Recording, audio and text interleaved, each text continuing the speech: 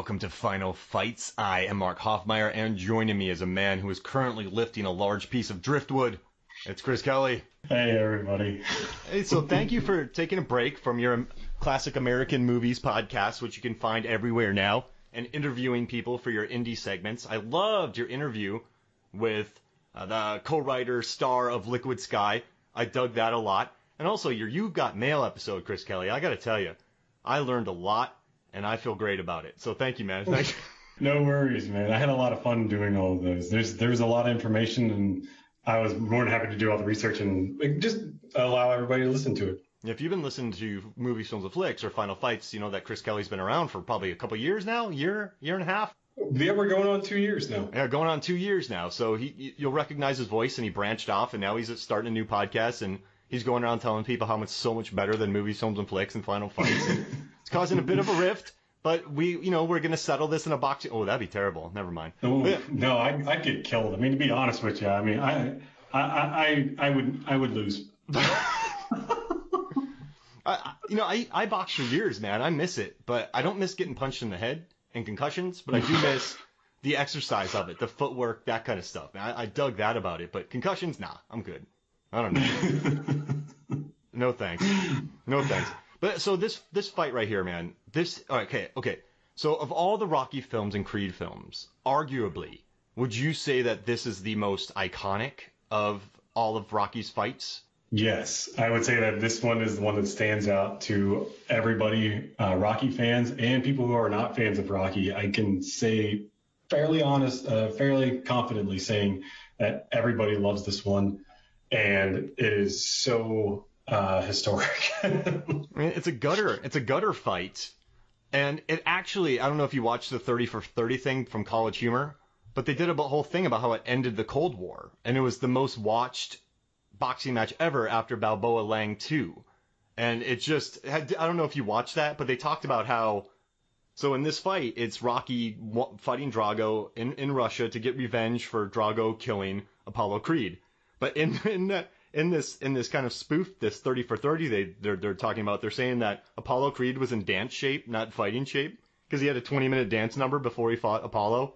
And and I love that about it. And also what I like about this fight is, so after watching Rocky 1, 2, and 3, watching Rocky 3, which was a lot of fun, it's fun to go back to the 15-rounder. And I also thought that Dolph Lundgren, man, he is imposing in this. And I also thought people make fun of the punches not landing, but I'm telling you, man, his jabs and his punches in this, Lundgren's, they look good, man. Like, he has the hip movement, the foot movement. This is as much as I want to make fun of it, every time I watch this fight scene, I'm into it. I could put this on every day and I'd be thrilled to watch it. I don't know if you feel the same way. Oh yeah, I love watching these movies. I've seen this one. Well, I watched it again for the first time in probably a month this morning.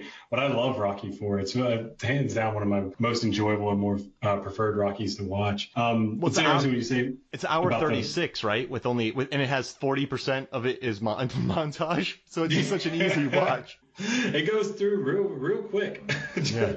It feels like a breeze. I wanted to add to what you said about the boxing and how it looked, was that I read an interview with Dolph Lundgren for Cinema Blend when he was being interviewed for Creed 2, and he said to Cinema Blend, he said that when he showed up to start training with Sly for Rocky 4, he handed me a script, and it wasn't a script for the movie, it was a script for the fight.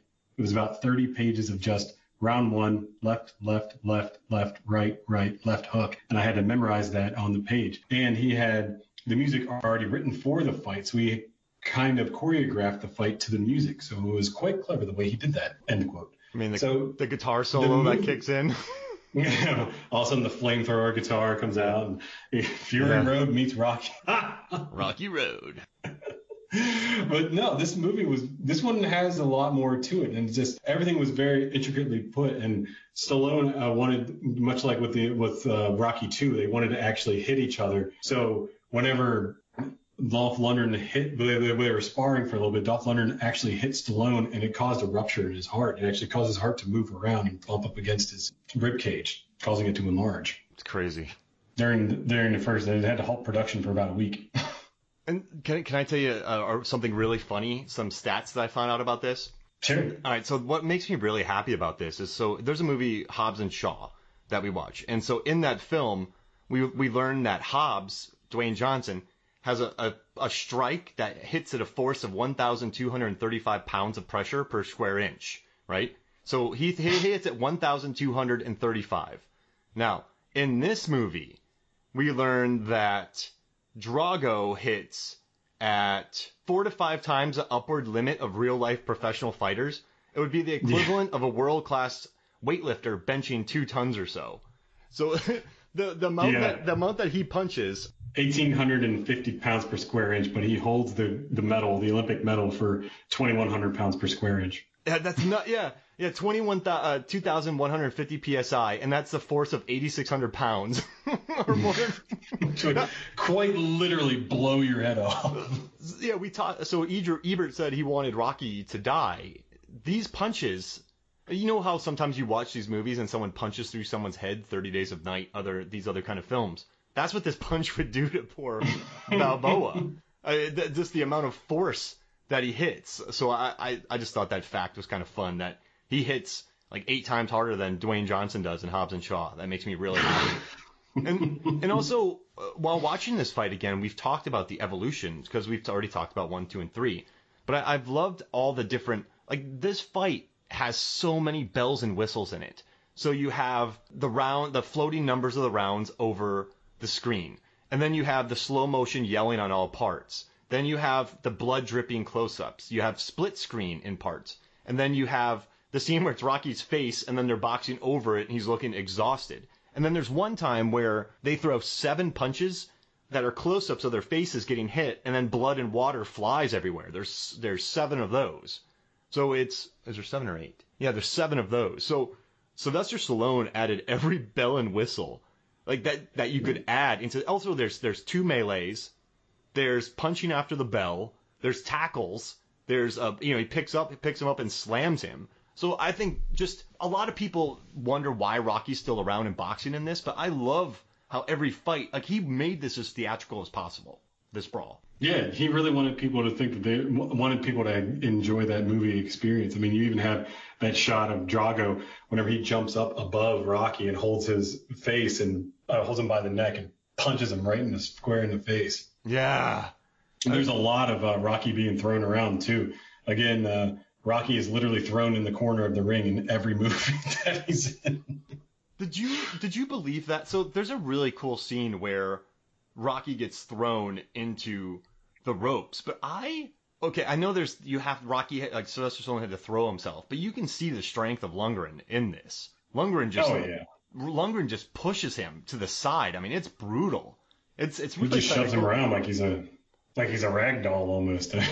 And then I love too that in the first round, Drago lands 61 of his 72 total punches. So he lands 61 punches in the first round. But he's like a block of iron. Oh, I love that line too. I mean, he's not a man. He's like a piece of iron. And honestly, man, and remember when he's like, I will break you. He doesn't break Rocky and he breaks instead. So once again, man, there's a narrative to this fight. I kind of love that he couldn't be the bully, and it's analog versus what is it, like, analog versus really technology, the way they train.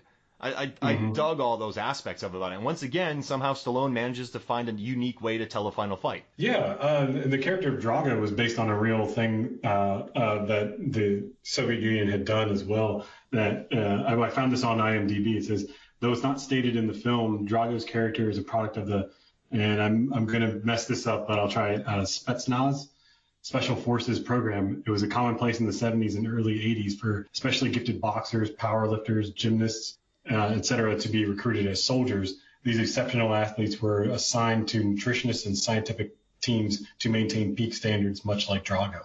Oh, wow. It's based on, he's loosely based on a real thing. Jeez Louise. And he looks the part too. That's what I love about these movies. Carl Weathers, then you have Mr. T and Dolph Lundgren. I mean, I guess we could add Hulk Hogan and Thunder Lips, but you look at these guys, and Stallone found men who really do put their all into these fights and look the part. Because how many fights have you and I watched where The footwork isn't great. It's kind of lazy. The punches. So we did a final fight about an episode about the final fight in Broken Arrow, and it's a fun American fist fight. That's what they call it. But you could tell Travolta didn't spend one day learning how to box.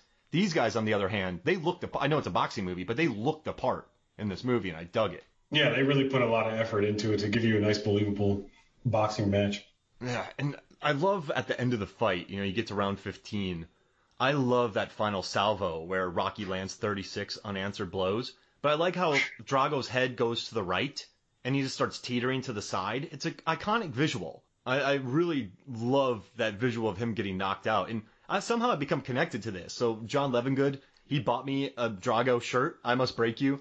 My buddy Nathan LaHaye, who did some of the final fights in a Ninja Turtles episode with me, he got me a print of the fight between the two of these guys. So I'm like real connected with this brawl. But I don't know, people make fun of it, but I think it's really well made.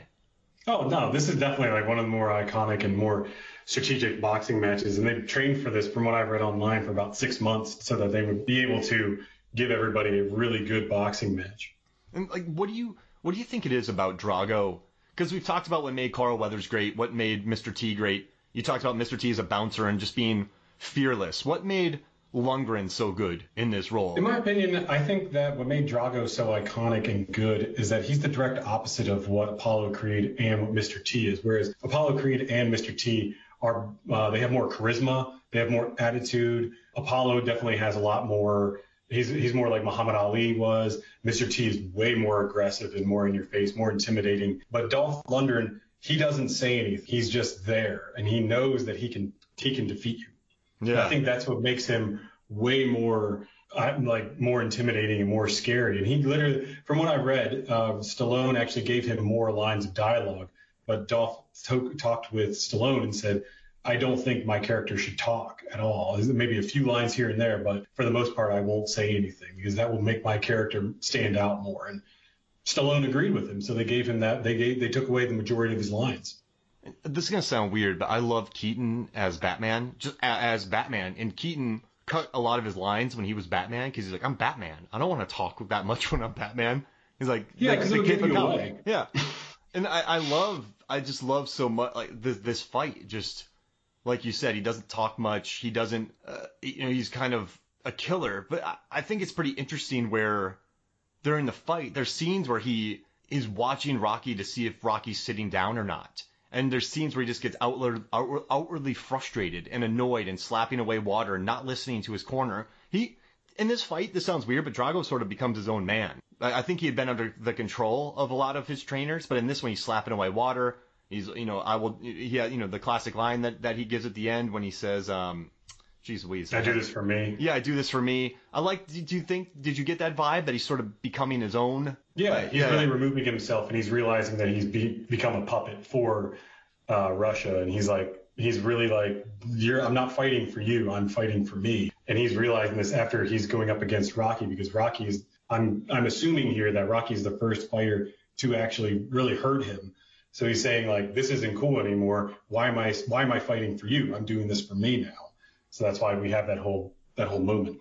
Yeah, I dig that. And I think just the flourishes that you add. I don't know if this caught you, but the scene where Rocky's face is on screen in the background and then they're fighting in the foreground. Did you catch that? Yeah. It's such an interesting technique. I dig it. I dug the split screen. These fights are evolving. And I guess even when you watch Creed now, there's so much more evolved. But I dug the really steady cam work in this. And I don't know, man, as far as boxing goes, I loved Apollo's jab is probably the best, but I love the way that Dolph jabbed in this. It looked real. He put everything into it. I don't know. I dug these jabs. And I liked the wrestling in this. Did you like how it became a gutter fight, or that the announcer said? Yeah, they really are just like, it's like they're going to throw off the gloves and be like, all right, man, let's do it. And they just start going at it because it's like it's no longer a sport. It's really, these two guys are really like fighting each other because they really hate each other now. Yeah. I mean,